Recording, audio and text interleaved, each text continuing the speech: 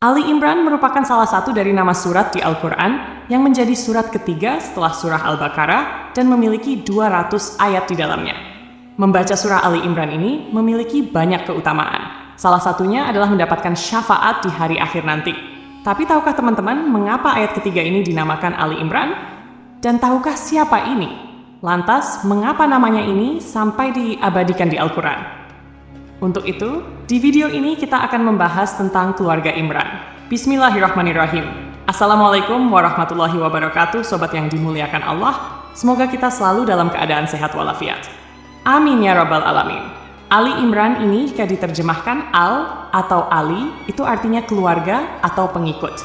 Singkatan dari Al seperti Ahlus Sunnah artinya pengikut sunnah.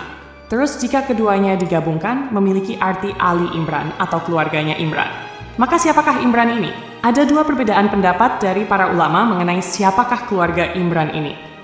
Pendapat pertama mengatakan bahwa keluarga Imran ini adalah keluarganya Nabi Musa alaihissalam.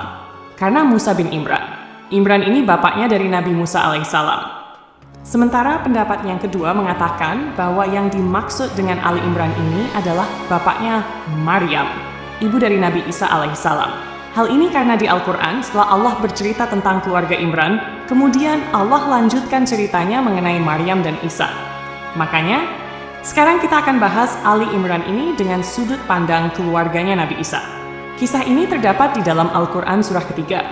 Karena beberapa isi dari Al-Quran memang sebagian menceritakan tentang sejarah, dan sejarah yang diceritakan Al-Quran adalah sejarah yang paling akurat.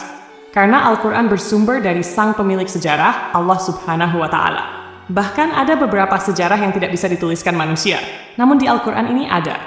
Bayangkan saja, siapa yang sanggup menuliskan sejarah dari penciptaan Nabi Adam kalau bukan Allah? Satu-satunya yang dapat menciptakannya. Imran ini adalah seorang lelaki dari kalangan Bani Israel ketika itu. Namun, Imran ini bukan nabi, melainkan hanya orang yang bertauhid kepada Allah. Imran memiliki seorang istri bernama Hannah. Hannah ini punya bapak bernama Fakudzah. Jadi, Hannah binti Fakudzah. Nah, Hannah ini punya saudara, yang mana saudaranya ini adalah nabi yang ketika itu dikenal sebagai ahli yang berdomisili di suatu tempat ibadah. Dan hidupnya difokuskan untuk mengabdi kepada Allah Subhanahu wa Ta'ala. Pada waktu itu, ahli ini bertugas mengurus tempat-tempat ibadah. Sehingga dari garis keturunan ini, Hannah adalah iparnya dari Nabi Zakaria. Suatu hari, ketika Hannah sedang berteduh di bawah sebuah pohon, ia melihat ada induk burung yang sedang memberi makan anaknya. Dari sinilah timbul hasrat dari Hannah untuk punya anak lagi. Lantas Hannah berdoa kepada Allah. Ketika Hannah berikrar kepada Allah, itu sangatlah tulus. Dan dengan izin Allah, doanya pun dikabulkan. Hingga akhirnya, Hannah pun mengandung. Saat masa kehamilannya, Hannah berkata kepada Allah, "Ya Allah, aku berikrar bahwa apa yang ada di dalam perutku ini akan menjadi seorang lelaki atau pelayan di Baitul Maqdis." Yang dimaksud dengan pelayan di sini adalah seorang pengurus atau alim untuk Baitul Maqdis. Jadi, sebelum anaknya dilahirkan, Hannah sudah menyerahkan anak tersebut untuk hanya fokus beribadah dan meninggalkan segala sesuatu yang berbau dunia, serta senantiasa hanya beribadah pada Allah selama hidupnya. Inilah ungkapan rasa syukur Hannah kepada Allah karena bisa mengandung dan akan segera mempunyai anak. Tatkala suatu hari lahirlah anaknya Hannah ini. Namun, yang lahir bukanlah anak laki-laki, melainkan seorang anak perempuan. Dan Allah takdirkan sebelum anak ini lahir, suaminya Hannah yang bernama Imran telah meninggal dunia. Maka ketika bayi itu lahir, ia langsung menjadi yatim. Lalu setelah Hannah mengetahui bayinya ini perempuan, ia berdoa lagi kepada Allah. "Ya Rab, aku melahirkan anak perempuan, dan engkau lebih tahu bahwasanya anak-anak laki-laki tidak sama dengan anak perempuan." Maksudnya di sini bukan berarti anak perempuan lebih rendah dari anak laki-laki, melainkan hanya Allah yang tahu apa yang terbaik untuk anak ini. Begitu juga dengan anaknya Maryam ini. Mereka berdua akan selalu dilindungi oleh Allah. Biasanya, jika ada bayi yang lahir, setan akan menyentuhnya. Tetapi Allah menjaga Maryam dan keturunannya sehingga mereka terlindungi dari gangguan setan. Ketika Maryam lahir, disebutkan bahwa ayahnya telah meninggal dunia. Saat itu, orang-orang alim di Baitul Maqdis berebut untuk merawat Maryam, karena mereka sangat menghormati Imran sebagai seorang yang syalih dan ulama besar. Di antara orang yang berebutan untuk merawat Maryam, Salah satunya adalah Nabi Zakaria. Diriwayatkan bahwa Nabi Zakaria adalah paman dari Maryam. Karena banyak orang yang ingin merawatnya, maka diadakanlah semacam undian untuk menentukan siapa yang akan menjaga Maryam. Allah mentakdirkan nama Zakaria yang keluar sebagai pemenang undian tersebut. Akhirnya, Nabi Zakaria lah yang bertugas merawat Maryam hingga dewasa. Nabi Zakaria kemudian membuatkan sebuah mihrab khusus di Baitul Maqdis untuk Maryam. Mihrab di sini dimaksudkan sebagai tempat khusus untuk beribadah. Tempatnya dibuat agak tinggi, sehingga untuk masuk ke dalam mihrabnya Maryam, seseorang harus menaiki beberapa anak tangga. Jadi mihrab ini sekaligus menjadi tempat tinggal Maryam. Sehari-harinya Maryam selalu berada di dalam mihrabnya. Karena itu ia selalu terjaga auratnya dari siapapun yang hendak melihatnya. Tidak ada seorang pun yang bisa berjumpa dengan Maryam saat itu, kecuali Nabi Zakaria sih, karena beliau yang diberikan amanah untuk merawatnya. Setiap hari Nabi Zakaria mengantarkan makanan untuk Maryam. Tetapi setiap kali Nabi Zakaria meletakkan makanan, salah satu karamah yang dimiliki oleh Maryam, ibu dari Nabi Isa alaihissalam, adalah bahwa jika ia berdoa meminta makanan, maka Allah langsung memberinya makanan. Makanan yang ada di hadapan Maryam ini sungguh menakjubkan. Contohnya, pada saat musim panas, di tempat Maryam terdapat buah-buahan dari musim dingin. Sebaliknya, ketika musim dingin, ia memiliki buah-buahan dari musim panas. Padahal, mencari buah-buahan tersebut di luar musimnya sangat sulit. Inilah salah satu bentuk kekuasaan dan kasih sayang Allah kepada Maryam. Seiring berjalannya waktu, Maryam tumbuh menjadi dewasa. Seumur hidupnya, ia habiskan untuk beribadah kepada Allah dan tidak menikah. Masyarakat di Baitul Maqdis tahu bahwa Maryam adalah wanita yang sangat suci dan senantiasa menjaga kehormatannya. Hingga pada suatu hari, ketika Maryam sedang keluar dari kota Baitul Maqdis, tiba-tiba malaikat Jibril datang dalam wujud seorang lelaki tampan. Saat melihatnya, Maryam merasa takut dan berkata, "Aku berlindung kepada Allah dari gangguanmu jika engkau bertakwa." Malaikat Jibril kemudian menjawab, "Aku hanyalah utusan Tuhanmu untuk memberikan kepadamu seorang anak laki-laki."